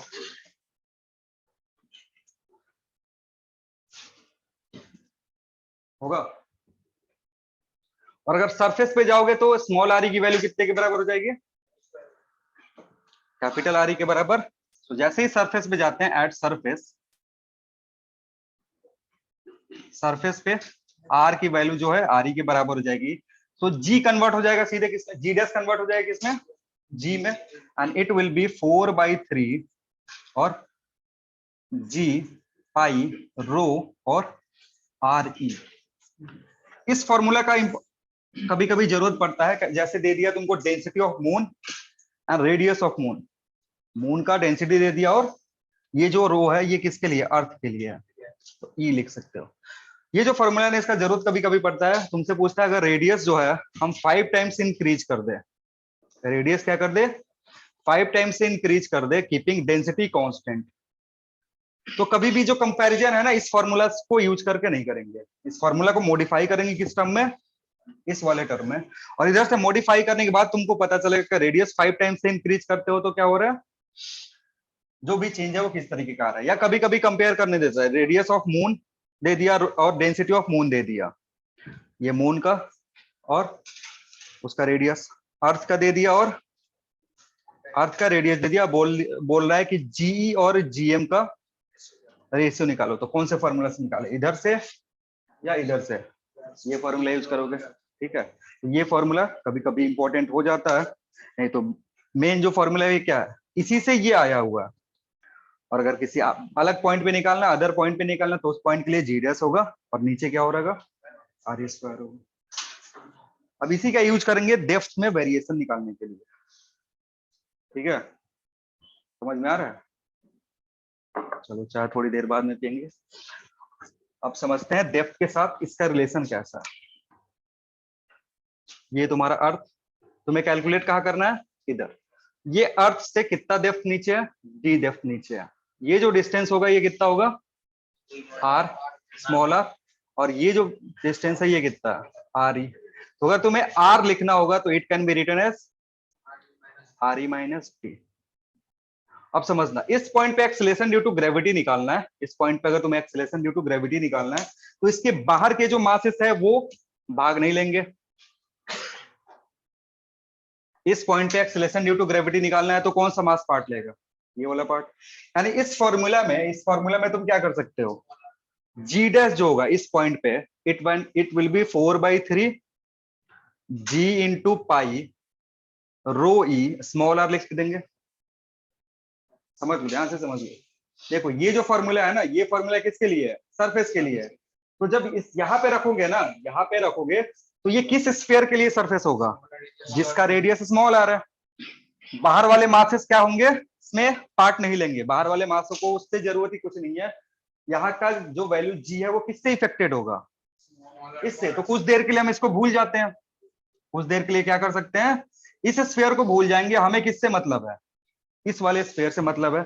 और इस स्फीयर से अगर मतलब है तो जी डैश अगर यहाँ पे निकालोगे तो इस कैपिटल आर की वैल्यू को किससे रिप्लेस करना पड़ेगा, स्मॉल आर से। क्योंकि अब जो इफेक्टिव स्फीयर तुम्हारा बच गया वो कौन सा बचा, ये वाला।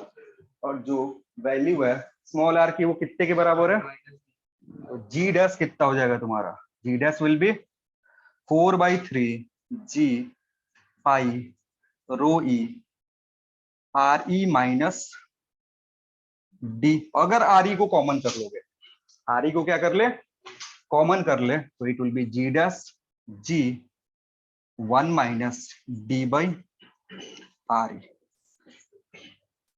अब इसके लिए एक ही फॉर्मूला, स्क्वायर नहीं है, इसमें ज्यादा छेड़छाड़ नहीं करना होता है। ये जो फॉर्मूला है वो सिंपल सा ही फॉर्मूला है, डेप्थ बढ़ेगा घटेगा, आराम से पुट करोगे आ जाएगा। क्योंकि ये लीनियर इक्वेशन है, ये जो यहाँ से जो रिलेशन आ रहा है कैसा है, लीनियर है। इसको फिर मॉडिफाई करने की जरूरत नहीं है, आसान करने की जरूरत नहीं है, यहाँ से सीधे तुम वैल्यू निकाल सकते हो। डी को एच क्यों लिख रहे हो, डी लिखो ना, डेप्थ।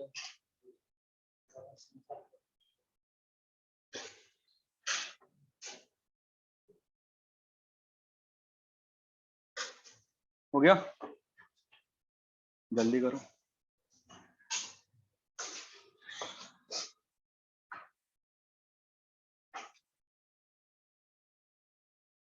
हो गया ना, सवाल लिखो,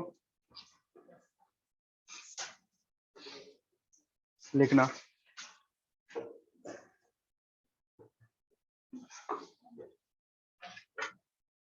लिखना if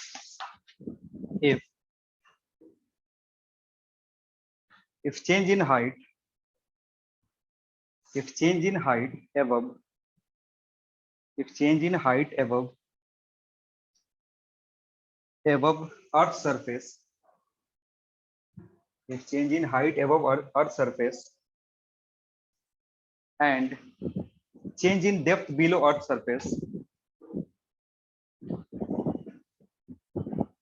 change in height above earth surface and change in depth below earth surface is same,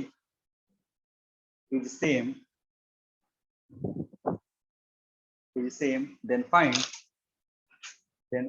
ratio then find ratio of change in then find ratio of change in acceleration due to gravity change in find ratio of change in acceleration due to gravity above and below the earth सवाल एक बार पढ़ो, समझने की कोशिश करो क्या बोल रहा है और क्या पूछ रहा है।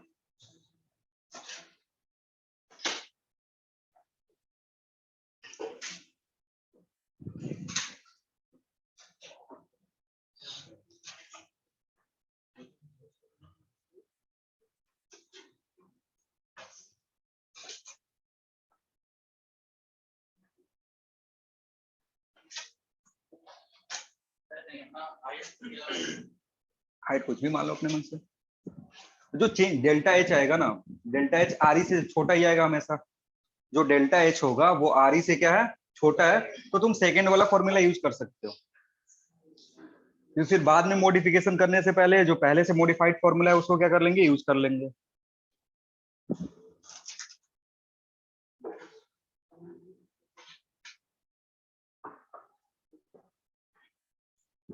क्वेश्चन समझो ना, तुम्हें पूछ क्या रहा है, तुमसे पूछ रहा है कि जो डेल्टा जी डैश आएगा ना ऊपर और सरफेस के ऊपर, और जो डेल्टा जी आएगा सरफेस के नीचे, इसका रेशियो पूछ रहा है। तुम्हें जी डैश बाई जी डैश का नहीं पूछ रहा है, तुमसे क्या पूछ रहा है, ये जो जी डैश ग्राउंड के ऊपर जो आ रहा है और डेल्टा जी डैश जो ग्राउंड के नीचे आ रहा है, कब, जब डेल्टा एच इधर चेंज कर रहे हो और डेल्टा डी इधर कर रहे हो। कंडीशन क्या है कि ये जो चेंज है और ये जो चेंज है ये दोनों क्या है, सेम है, बराबर। कितना होगा, 2:1।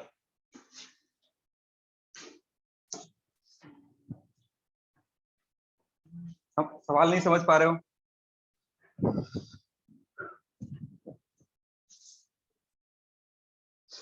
तुमको समझ में आ रहा है सवाल?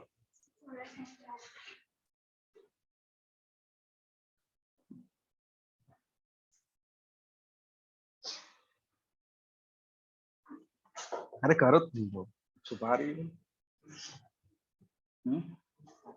2:1 कैसे कर दिए? ऐसे ही से कर दो तो समझ में आ जाएगा हमको। हाँ, आंसर मैच करा दिए हो। इसका रेशियो करोगे, इन दोनों का रेशियो करोगे तो ये क्या, हाँ ठीक है। 2:1 ठीक है। चलो समझते हैं। कुछ लोगों ने करा है, समझो। देखो इधर क्या हो रहा है कि मान लो, सुन लो ध्यान दे लो। इधर क्या हो रहा है कि यहाँ पे एक आदमी है जो ऊपर जा रहा है, कितना ऊपर गया, एच ऊपर गया। एक आदमी है जो कहा जा रहा है, नीचे जा रहा है। डी जो है वो कितने के बराबर है, एच के बराबर रख रहे हैं। यहाँ पे जो चेंज ऊपर आ रहा है और जो चेंज नीचे हो रहा है ना, उसको क्या रख रहे हैं, बराबर रख रहे हैं। एक आदमी को ऊपर भेज रहे हैं, कितने से, एच से। एक आदमी को किधर भेजे, गड्ढा करके नीचे भेज रहे हैं। लेकिन वो भी जो गया ना, वो कितने मीटर गया, सेम डेप्थ गया है। तो अब क्या होगा, हमने फॉर्मूला जो लिखा था जी डैश वाला क्या था, G into 1 minus 2h by R E, ठीक है।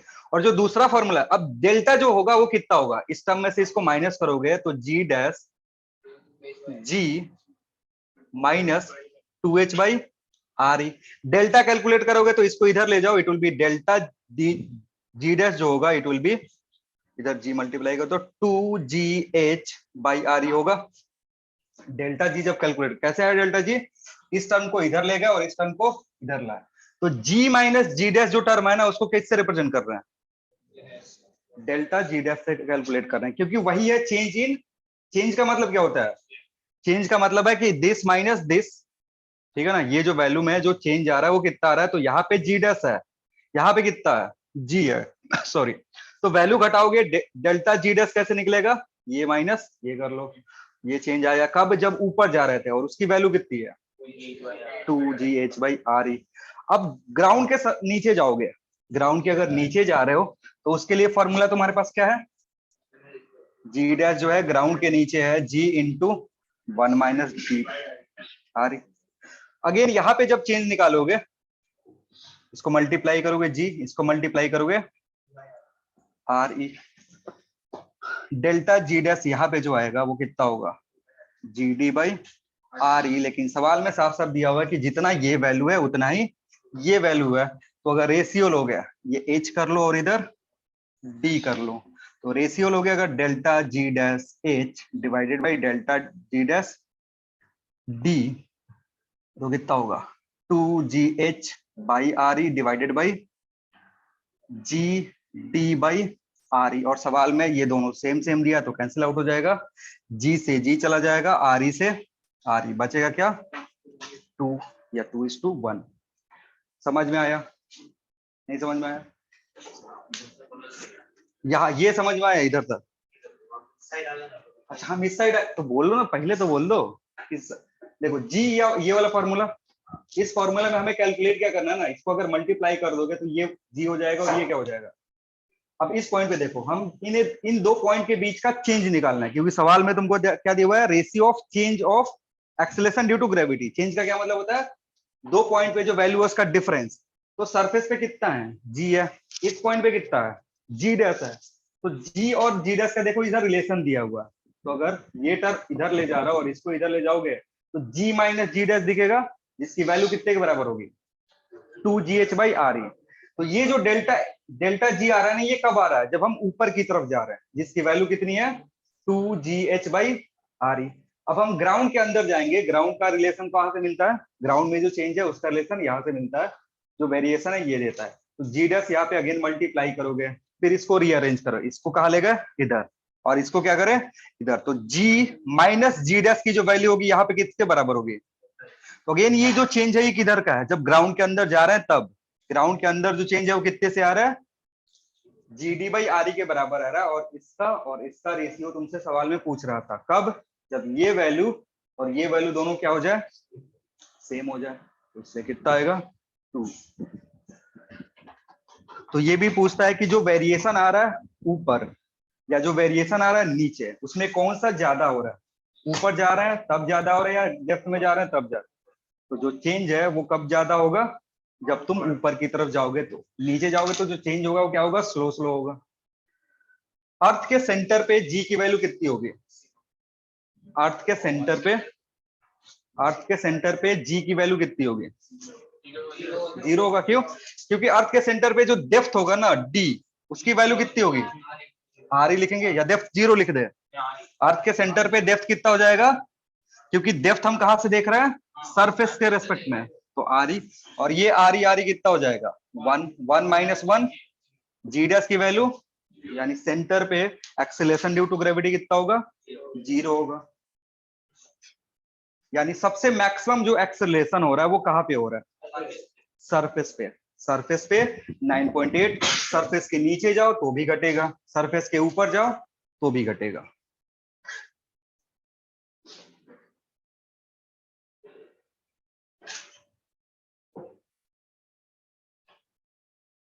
हो गया।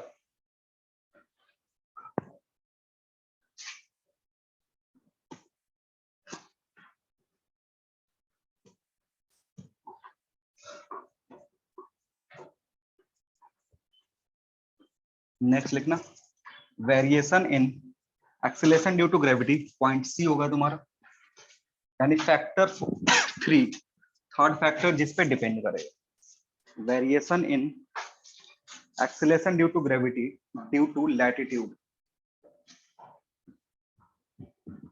Variation in acceleration due to gravity due to latitude, और या फिर ब्रैकेट में लिख सकते हो रोटेशन।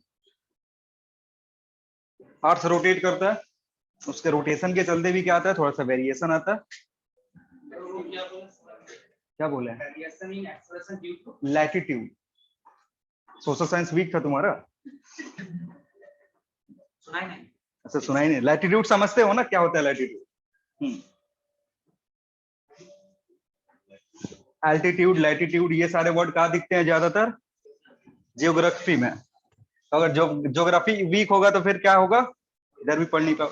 देखो जो मतलब अगर बात करोगे ना किसी सोशल साइंस वाले से, तो वो क्या बोलता है कि जो ज्योग्राफी है ना वो सबसे ज्यादा लॉजिकल सब्जेक्ट है, ठीक है भी मैंने पढ़ के देखा हुआ है, वो लॉजिकली लगता है, मतलब जो भी चीज है अब हम लोग पढ़ते हैं अगर प्रेशर बढ़े, ये टेम्परेचर बढ़ेगा तो प्रेशर क्या होगा, पढ़े हो ना कि गैस में अगर टेम्परेचर बढ़ा रहे हो तो प्रेशर क्या होगा, घटेगा, बढ़ेगा। ठीक है, लेकिन जैसे ही नेचर में जाओगे ना तो टेम्परेचर बढ़ता है तो क्या होता है, प्रेशर घटता है। क्यों, क्योंकि जो ये इधर का हवा अगर गर्म हो गया तो किधर राइज करेगा, ऊपर की तरफ। ये जगह क्या हो गया, खाली हो गया। खाली होने के चलते क्या हो गया, यहाँ का प्रेशर कम हो गया। अब आसपास से एयर क्या होगा, इसको फिल करेगा।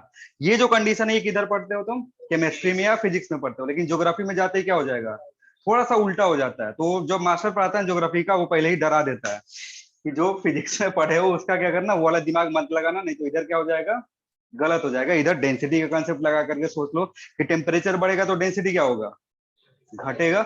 और डेंसिटी अगर घटा तो फिर ये किधर जाएगा, ऊपर की तरफ। फिर उसके चलते हवा बहता है। हवा बहना समझते हो ना, तो हवा क्यों बहता है, जिस दिन बहुत ज्यादा गर्मी होगी ना उस दिन देखना सामने हल्का हल्का क्या होगा, हवा चलेगा।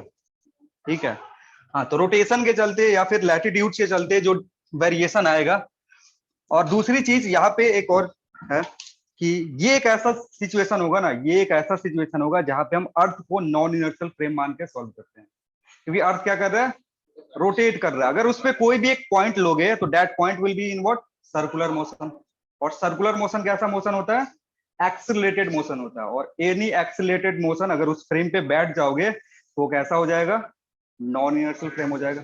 तो पूरा फिजिक्स में यही, जब जो भी तुम्हारे सिलेबस के अकॉर्डिंग है, उस पूरे फिजिक्स में सिलेबस के अकॉर्डिंग यही एक जगह होता है जहां पे हम अर्थ को क्या कंसीडर करते हैं, नॉन इनर्शियल फ्रेम कंसीडर करते हैं। बाकी सब जगह क्या करेंगे, इनर्शियल करते हैं।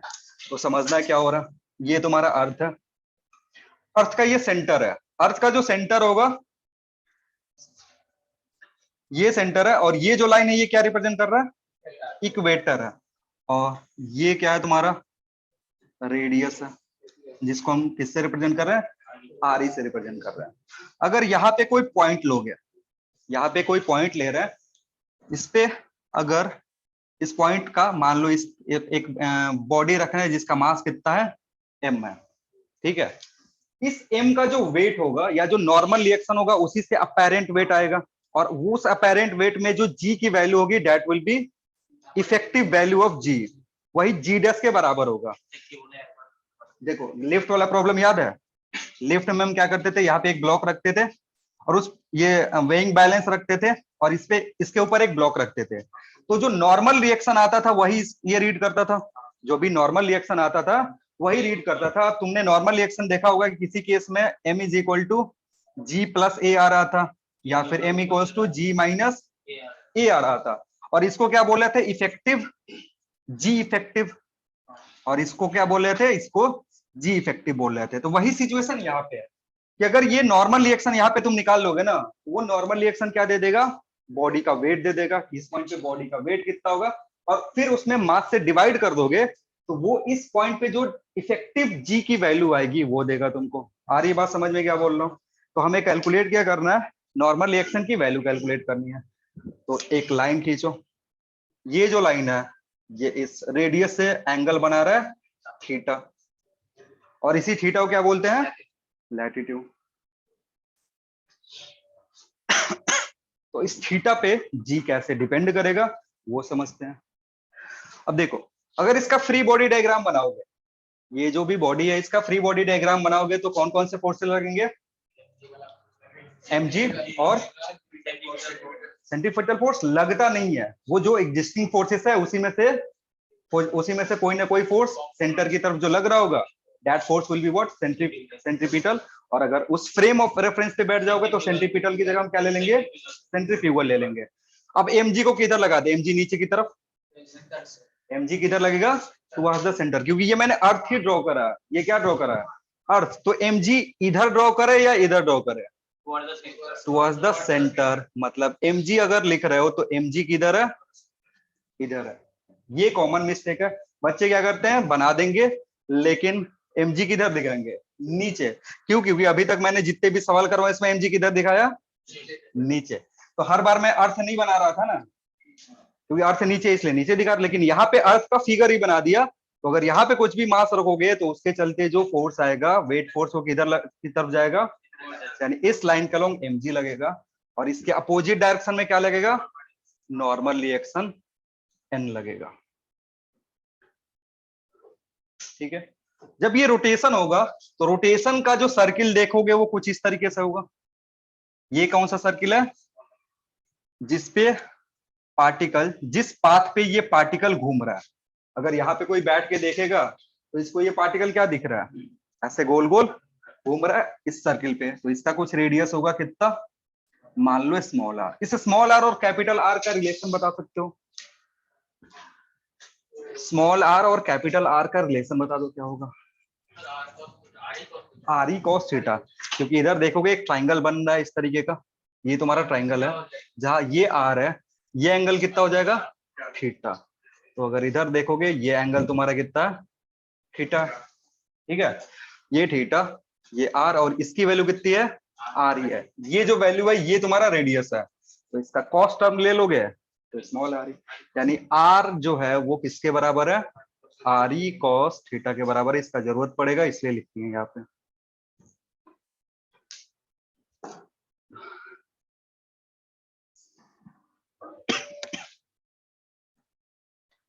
अब तुम्हें करना है क्या है, अब यहाँ पे सोचो, अगर इस पे बैठ जाओगे तो सेंट्रीपिटल फोर्स आएगा या सेंट्रीफ्यूगल फोर्स आएगा, सेंट्रीफ्यूगल, और वो लगता किधर है, बाहर की तरफ। मतलब बाहर की तरफ इधर एक फोर्स लग रहा होगा, that will B m omega square r।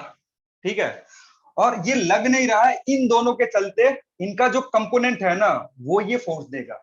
इन दोनों का जो कंपोनेंट है जब उसको रिजॉल्व करोगे तो इन दोनों के चलते जो नेट फोर्स बाहर की तरफ आएगा ना, that will be equal to what. तो ये फोर्स को जनरली हम ऐसे दिखाते नहीं है, ये फोर्स इस तरीके से नहीं दिखाते, क्योंकि एक ऐसा फोर्स है, ये जो एग्जिस्टिंग फोर्स है उसी में से कंपोनेंट कैलकुलेट करते हैं, और जो net force towards the centre लगता है उसको सेंट्रीपिटल फोर्स, और अगर हाइपोथेटिकल फोर्स उसी पे बैठ जाओगे जो अवे फ्रॉम द सेंटर लगता है that will B centrifugal force. तो अगर यहाँ पे देखोगे आउटवर्ड डायरेक्शन में फोर्स एफ आउटवर्ड अगर मैं देखूंगा तो कितना आएगा, बोलो।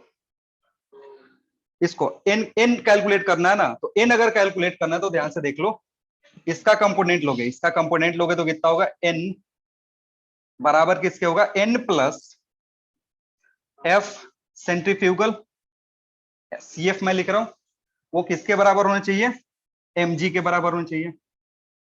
एन सेंट्रीफ्यूगल कितने, एन प्लस सेंट्रीफ्यूगल फोर्स कितने के बराबर होना चाहिए, mg के बराबर होना चाहिए। अब देखो क्या करा, हमें ये कैलकुलेट करना है और ये कैलकुलेट करना है, तो सेंट्रीफ्यूगल का कंपोनेंट आएगा, सेंट्रीफ्यूगल क्या आएगा, कंपोनेंट, इसलिए यहां क्या लिखे थे, कॉस थीटा, ये कितने के बराबर होगा, mg के बराबर होगा। अब ये टर्म इधर ला लो क्योंकि तुम्हें कैलकुलेट क्या करना है, n। ये कैसे लिखना है समझ में आ रहा है ना, ज्यादातर कंफ्यूजन इधर ही होता है। हमें सारे फोर्सेस किधर रिजॉल्व करने हैं, इधर की तरफ, क्योंकि तुम्हें क्या कैलकुलेट करना है, n कैलकुलेट करना है। ये जो फोर्स है इसका एक कंपोनेंट कहाँ आएगा, इस n के डायरेक्शन में।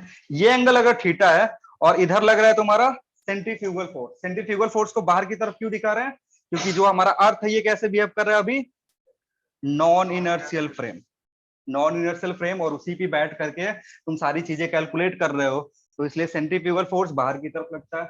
और इसका जो एक कंपोनेंट है वो इस n के अलोंग है, जो परपेंडिकुलर कंपोनेंट है उसका क्या करेंगे, परपेंडिकुलर कंपोनेंट का क्या करें, परपेंडिकुलर कंपोनेंट इस फोर्स को अफेक्ट करेगा, नहीं करेगा। बस क्या चाहिए, इस डायरेक्शन में जो फोर्स लग रहा है, तो इस डायरेक्शन में देखोगे तो क्या क्या फोर्सेस लग रहे हैं, cos थीटा प्लस n बराबर किसके होने चाहिए। अगर ऐसा नहीं होगा तो ये या तो पार्टिकल ये अंदर की तरफ घुस जाएगा या फिर बाहर की तरफ भाग जाएगा, लेकिन ऐसा हो नहीं रहा है। बॉडी कहाँ पे है, ग्राउंडेड है, तो यहां से n जो होगा it will B mg minus, अब f सी एफ की जगह मैं क्या लिख दूं, m omega square small r cos theta, और स्मॉल r की जगह क्या पुट कर सकते हैं, r e cos थीटा। तो n जो होगा it will B mg minus m omega square, और अगर इसकी जगह रखोगे तो cos थीटा क्या आ जाएगा, cos स्क्वायर थीटा, तो capital R E cos square theta. अब ये जो नॉर्मल रिएक्शन है ना, इसको किस टर्म में रिप्लेस कर सकते हैं, mg डैश में, या इस नॉर्मल रिएक्शन जो भी होता है उससे इफेक्टिव आता है ना, इफेक्टिव जो होगा, अब इफेक्टिव को यहाँ जी इफेक्टिव से रिप्रेजेंट नहीं कर रहे हैं, किससे रिप्रेजेंट कर रहे हैं, जी डैश से रिप्रेजेंट कर रहे हैं। तो देखो मासेज जो है वो क्या कहाँ चली जाएंगी, एक दूसरे को मार काट के गायब, ये एम एम और एम चला गया। अब तुम्हारे पास जी डैश जी का रिलेशन आ गया, G dash is equal to G minus omega square R E cos square theta, ये रिलेशन है तुम्हारा। ठीक है, तो अगर इस पॉइंट को यहां लेते हैं तो थीटा चेंज होगा, इस पॉइंट को इधर लेंगे तो भी थीटा चेंज होगा, यानी एल्टीट्यूड के साथ क्या हो रहा है, जी चेंज हो रहा है।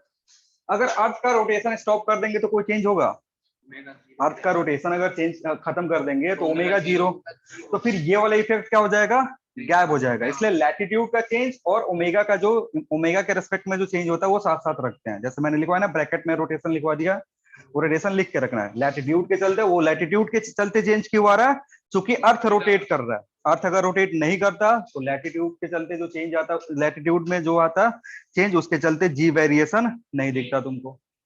अब ये जो चीज है यहाँ पे अगर बात करो पोल के लिए, एट पोल्स, एट पोल्स के लिए थीटा की वैल्यू कितनी हो जाएगी, थीटा कितना होगा 90। तो अगर थीटा 90 होगा तो फिर ये वाला टर्म पूरा क्या हो जाएगा, जीरो, यानी जी डैश जो है वो किसके बराबर होगा, जी के बराबर, and it will B GP, GP मतलब पोल। तो इस फॉर्मूला में थोड़ा सा चेंज करके यहाँ क्या कर सकते हैं, पोल लिख सकते हैं।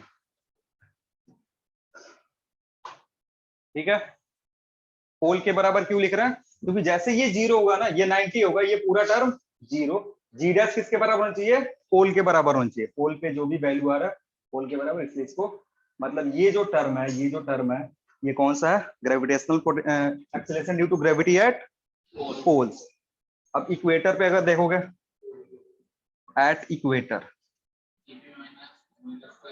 इक्वेटर जो होगा जी डैश कितना होगा, it will B GP minus omega square R ई, तुमको दिख रहा है।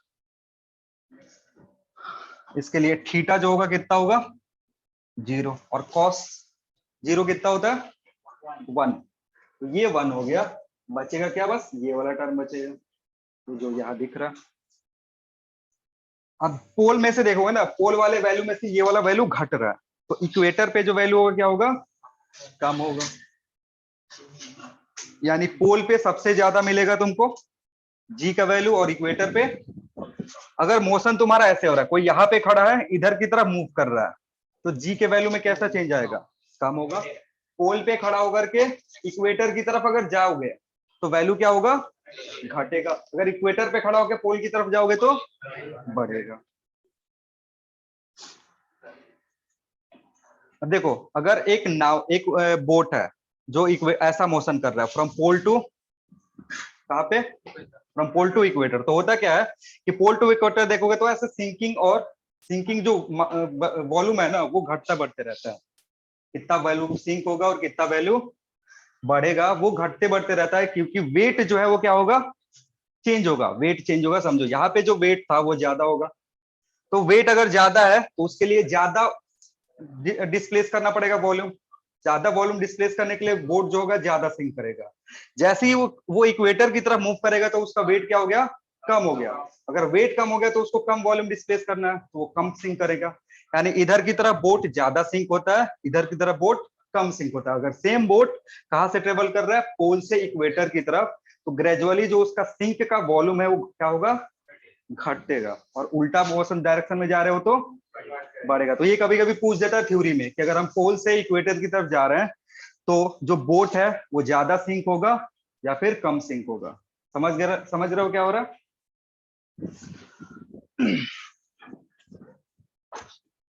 लास्ट चेंज लिख दो, टाइम बचा है ना, टाइम एक बार देख लो, 7-8 मिनट बचा हुआ, लिख सकते हो। तुम बताओ, हर बार इंडिया को जितवाए हो, ड्रॉ हो गया, अरे मेहनत बेकार हो गया। हाँ इधर ठीक है ना, इधर गर्मी हो रहा है, उधर नॉर्थ में जाओगे तो फिर 3-3 स्वेटर पहन के घूमना पड़ रहा है। कौन सा पॉइंट, वो भी लिख लोगे, अरे लिख लो। while traveling while traveling from equator to while traveling from equator to poles, boat will sink from poles to, या क्या लिखो, इक्वेटर लिखो ना, equator to poles, boat will sink more boat will sink more on poles than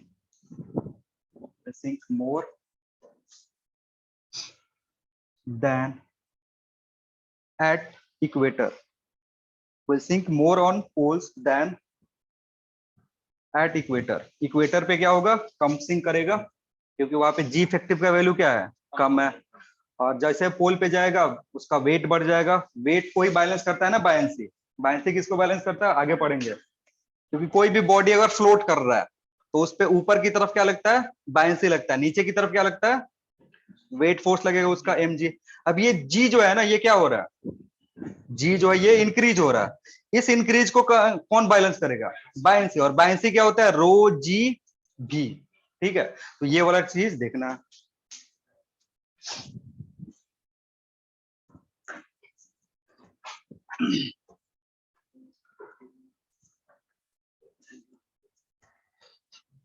4th point लिख लो।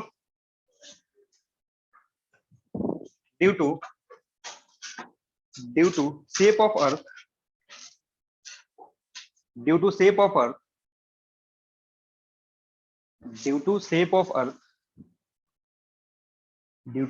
earth acceleration due to gravity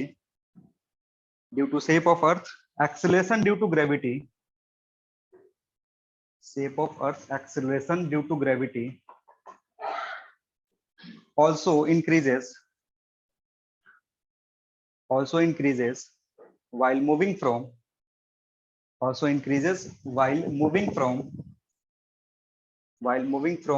equator to pole, poles। ठीक है, अब थोड़ा यहाँ एक दूसरा लेसन देख लो। जी जो होता है वो क्या होता है, GME divided by RE square. जो पोल्स पे होता है ना, अर्थ थोड़ा सा चिपटा होता है। पोल्स पे जो रेडियस होता है, यहाँ पे देखोगे ये RE एट इक्वेटर और ये क्या है, RE एट पोल्स। तो ये जो इक्वेटर है, ये जो इक्वेटर पे रेडियस है और ये जो पोल पे रेडियस है, इन दोनों में क्या होता है, हल्का सा डिफरेंस होता है। इसके चलते क्या होगा, अगर RE एट इक्वेटर देखोगे it will be greater than RE at poles. Radius of earth at equator ज्यादा होता है किससे, radius of earth at pole. देखो ये जो टर्म है पोल पे क्या होगा, पोल पे कम हो जाएगा, तो ये पूरा टर्म क्या होगा, इंक्रीज होगा। तो ये जो डिफरेंस देख रहे हैं ना, जो चेंज देख रहे हैं हम किसके रेस्पेक्ट में देख रहे हैं, अर्थ के शेप के चलते देख रहे हैं। अर्थ का शेप कैसा होता है, पोल्स पे थोड़ा सा चिपटा होता है, चिपटा होने के चलते इस रेडियस में वेरिएशन आता है। और रेडियस का वेरिएशन कहाँ दिखेगा, यहाँ पे। और चूंकि G is inversely proportional to radius का स्क्वायर, तो अब क्या होगा, यहाँ पे रेडियस ज्यादा है तो जी की वैल्यू यहाँ कम होगी, यहाँ पे रेडियस कम है तो जी की वैल्यू यहाँ क्या होगी, ज्यादा होगी। मतलब दो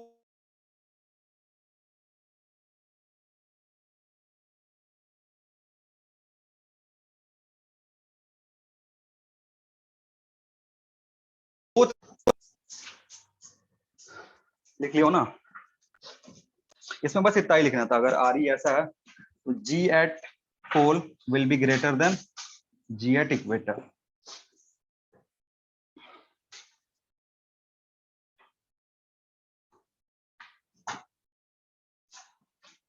हो गया। नेक्स्ट हेडिंग लिखेंगे स्केप वेलोसिटी।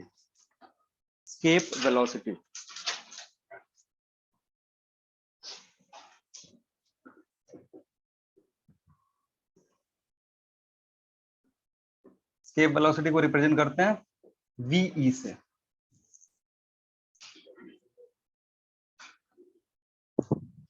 स्केप वेलोसिटी में लिखना मिनिमम वेलोसिटी रिक्वायर्ड